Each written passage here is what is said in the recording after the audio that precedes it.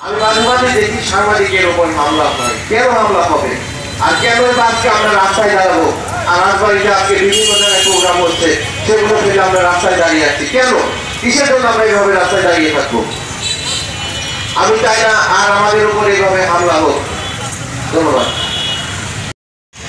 সকলের উদ্দেশ্যে বলছি, আমরা কত নির্যাতিত হবো এই জেলাতে।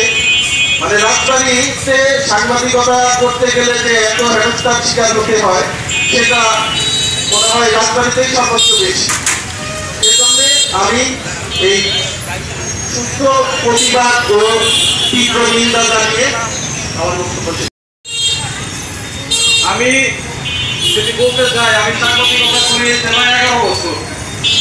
যে 11 বছর ধরে আমি যদি দেখে আসছি, শুনে আসছি এবং উপলব্ধি করে আসছি, রাজবাড়ী জেলার টাকার খনি হচ্ছে এই বালু। এই বালু ক্ষেত্রদের যে লোভের গলি, এই বালু কেন্দ্র করে বালুর উপরে একটা লোভ কাজ করে প্রত্যেকটি গ্রুপের। তো এই বালু ক্ষেত্রদের লোভের গলি হচ্ছে আমাদের সাংবাদিক সহকর্মী ইমরান হোসেন গলি।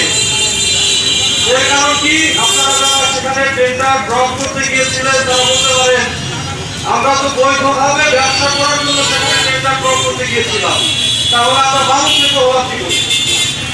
তো ভাই, আপনারা বৈধভাবে টেন্ডার ড্রপ করতে গিয়েছিলেন, অন্য আরেকটি পক্ষ টেন্ডার ড্রপ করবে, সেখানে আপনাদের বাধা দিতে হবে কেন? মারামারি করতে হবে কেন? আর মারামারি করলে ভালো কথা, আমাদের সাংবাদিক সহকর্মী সেখানে টেন্ডারে ভাগ দিতে গেছিল। আমাদের সহকর্মী আপনারা মারামারি করছেন, সেই মারামারি ভিডিও ধারণ করতে গেছেন সংবাদ করার জন্য। তার উপরে আপনারা যে ন্যাক্কারজনকভাবে হামলা চালিয়েছেন, এতে আমাদের হৃদয়ে রক্তক্ষরণ হয়েছে। আমরা বিগত 16 বছর দেখেছি একটি গ্রুপ এই বালু খেয়েছে, এখন আপনারা আমাদের সহকর্মীর রক্তের উপর পাড়া দিয়ে তারপরে বালু খাওয়া চলে যাচ্ছে। ভাই, আপনারা বালু খান, তাতে আমাদের সমস্যা নাই। সাংবাদিকের উপরে যারা একটা ঘটনা আছে রাজবাড়ী।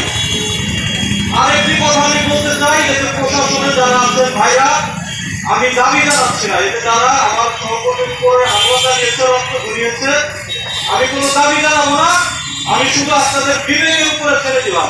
এই যে 48 ঘন্টা পার হয়ে গেছে, ভাই পাশে তো আপনাদের অফিস, পুলিশ সুপারের কার্যালয়, জেলা প্রশাসকের কার্যালয়, আদালত প্রাঙ্গণ, সেখানে সিসিটিভি ফুটেজ থাকার কথা। তারা হামলা চালালো, শনাক্ত করতে আপনাদের 48 ঘন্টার মধ্যে একজনকে যদি আপনারা ধরতে পারতেন, আমরা মনে সান্ত্বনা দিতে পারতাম। তো সেই কারণে আমি দাবি জানাচ্ছি না, আপনাদের বিবেক যদি বলে আপনারা এই যে যারা অপরাধী আছে তাদের করবেন। আমি এই কথা বলে আমার বক্তব্য শেষ করছি। প্রশাসন জবাব চাই, ইমরান ভাইয়ের কিছু হলে চলবে আগুন রাজপথে। দুনিয়ার সাংবাদিক এক হও, লড়াই করো, এক হও, কলম ধরো। সবাইকে ধন্যবাদ। আমরা এখন কৃষি অফিসের দিকে আগাবো। কৃষি এবং